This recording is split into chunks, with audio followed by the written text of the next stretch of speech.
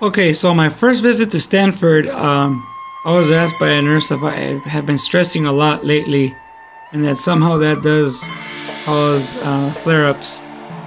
And I feel that she did have something to do with a little bit of what she said, because the mind does tend to cause, aggravate the issues of a flare-up.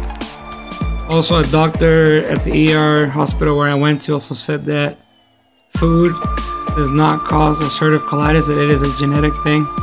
So no matter what you eat, it doesn't really matter.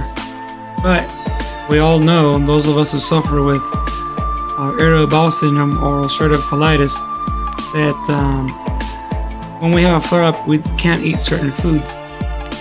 So it does take a while for us to go into remission and be able to eat what you want. So this is how my mind thinks. This is just an example. If you look at my journal, I wrote in the corner where it says mind. This is what my mind thinks. It's a journal. One of entries that I have. This was just a sample one. It says extreme fear. Some trucker almost ran me off the highway into a light post, so I got really scared. Barely made it out alive. My mind went into panic mode as my stomach tightened. It tightened up really tight. I got goosebumps. I thought I was going to die. The next day I'm having diarrhea and bleeding. So if I go back and I read that, or even if I forget to write it, I just try to remember what caused my diarrhea and bleeding. And usually it's an extreme fear like this, or it could be something as simple as a simple fear that can turn into an extreme fear. As I mentioned that other example about the high blood pressure, here it is, a simple fear turned into an extreme fear. Last night I checked my blood pressure and it was high. My mind started imagining having to take the medication for the rest of my life. My body symptoms were the following: goosebumps in my arms quickly, and it went away. Body inside got hot for a few seconds, and sweat on the upper lip lasted a little while. A few seconds. So my mind continued to think, I'm so stupid, I should have taken care of myself and followed a strict sodium restricted diet so I don't have to take the medication. So next day I go to the bathroom 12 times in less than 1 hour in the morning. My solution was I stopped and I journaled this, and I figured that I realized what thoughts started with fear and symptoms. And as soon as I did that, the symptoms went away. So this is just two quick examples on my journal entries. I've had fear of getting a new job, also a fear of doing something new. That also has caused me stomach issues and diarrhea-like symptoms, flare-ups with stomach pain, where I'm even breathing and I know that I'm having this issue because once I journal, I can't do any belly breathing. I can't have my stomach go all the way out, all the way back in when I breathe. And I'll show you guys in another video on belly breathing. But real quickly, I'm ready to jump. So this is my mind and how it thinks.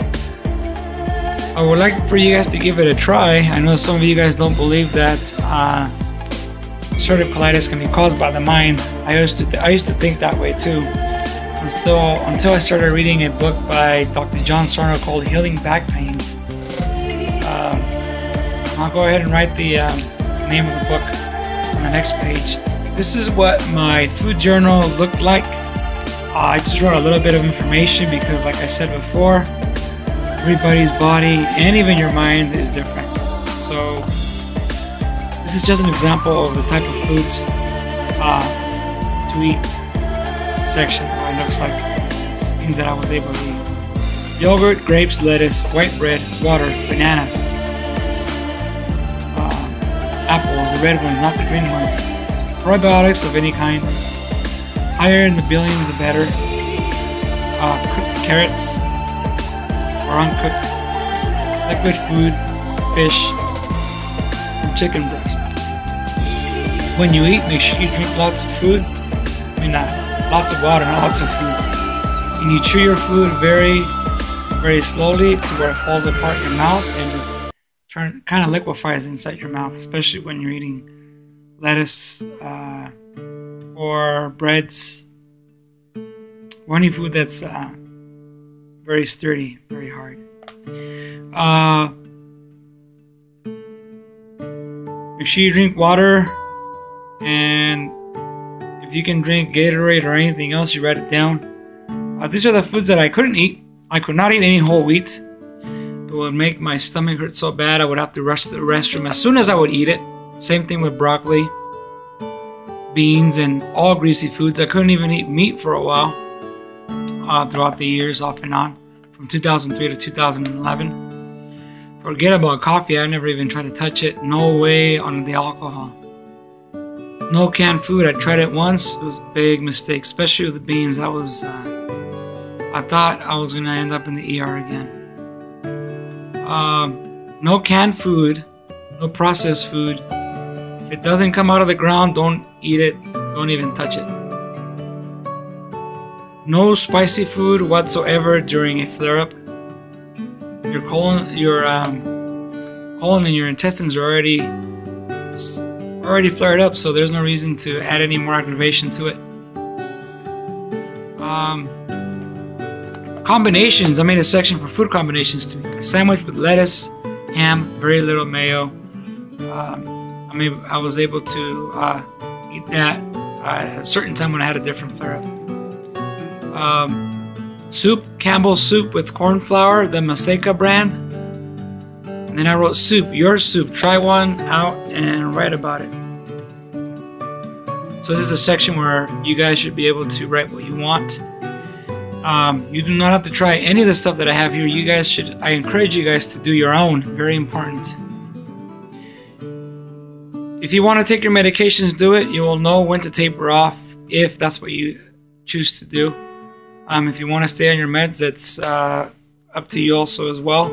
I personally went off my meds. This was before the Affordable Care Act. I did not want to come off my meds, but I didn't have a choice. And on my next video, we'll talk about the spirit. I think it's a mind, body, and a spirit approach. But if you guys do not want to look at that video, you're more than welcome to skip it and just watch this one, or hopefully it helps you out. Again, this is my journal. Make your own, modify as you need to.